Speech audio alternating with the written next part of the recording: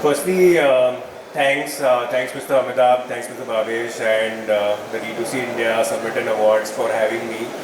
Um, I mean, just 2 years ago, I used to attend D2C Summit as a participant, trying to understand and learn how to go about building a D2C brand. I have had a very extensive experience in marketing and in e-commerce.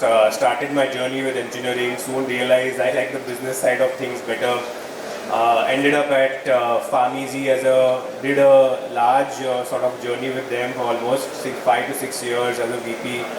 I was heading growth for them, but there still was this bug in me that wanted to do something of my own, and I think that's where Secret Alchemist was born. It was started by my wife Ankita Thadani in 2022. The company is now almost 3 years old, and little over last year, rather in 2024, we had a pivotal moment as us as co-founders, where one, I decided that okay, I need to bite that bug and be that entrepreneur, be that D2C founder that I always wanted to be. And what better company to start than what my wife has already started.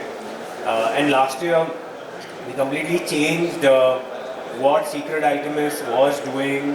We also had a third co-founder who joined us, Samantha Rutvika, the actress. She joined us as almost a third co-founder. She's been not just instrumental in promoting our brand, which is for obvious what everybody would guess, but you'll be surprised how involved she is in product development, because what we do as Secret Alchemist, being an aromatherapy brand, is something that's extremely close to her. And today I want to share this journey. I want to share especially to new age D2C brands who are in that 0 to 1 scale of how to get it right. Right? It's very important that at a certain point you ask questions to yourself in terms of where you are heading as a brand. And I think I want to focus a lot more on brand. So over the last 1 year, it's been an extremely pivotal journey. Secret Alchemist started as almost a purely aromatherapy based wellness brand. We were making roll-ons, we were making body creams and body mists which were focused towards lifestyle ailments like anxiety, stress, insomnia. And soon we realized that we had a very good cohort of customers that really loved and were passionate about our products, and passionate to the extent, they spoke a lot about us on Instagram. They wrote us DMs and even emails to me and Ankita saying how great the products were. But I think somewhere we were still always looking for that category breakout. Somewhere we were always still figuring what is our brand positioning, what is our brand presence. I think something we were very clear of is Secret Alchemist is a luxury brand, a premium brand.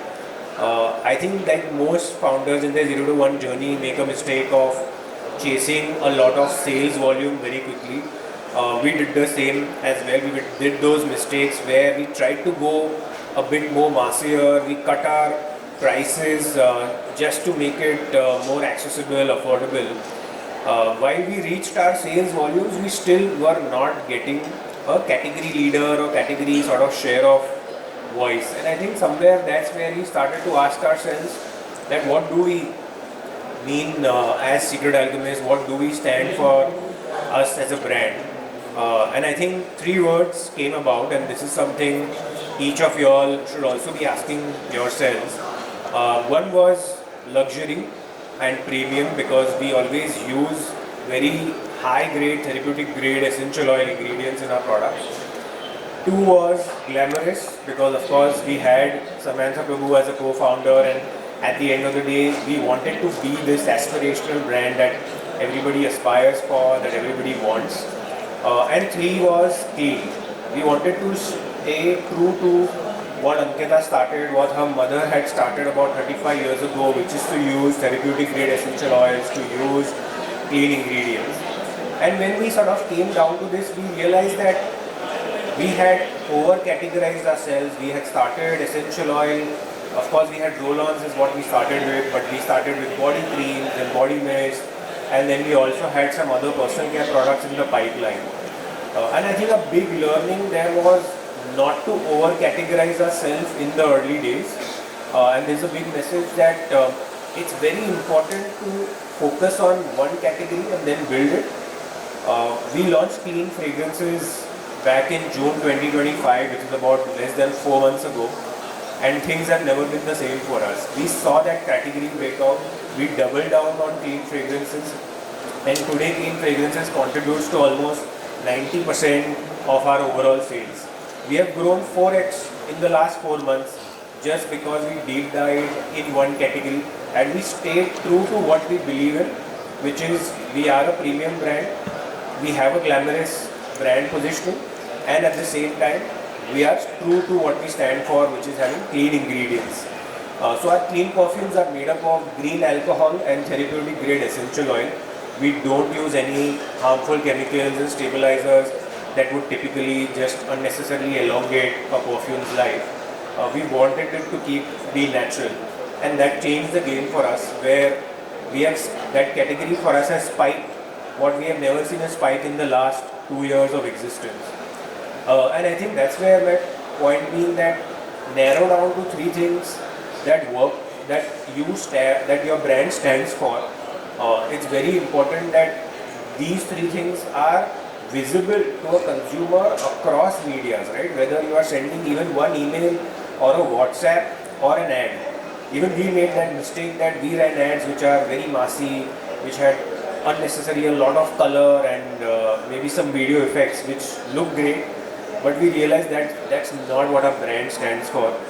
Our brand has always been minimal, it's been more black and white, it's been more on the luxury but minimal front, and I think that is something that had to come out in our ads as well, and that's something that we went about revamping.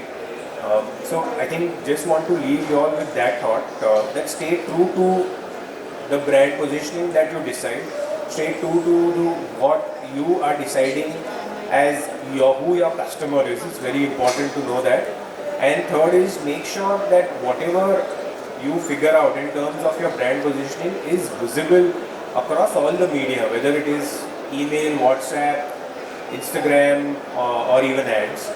And I think that's how we were able to successfully pivot from almost becoming a massy wellness brand to a luxury premium aromatherapy based clean perfume brand.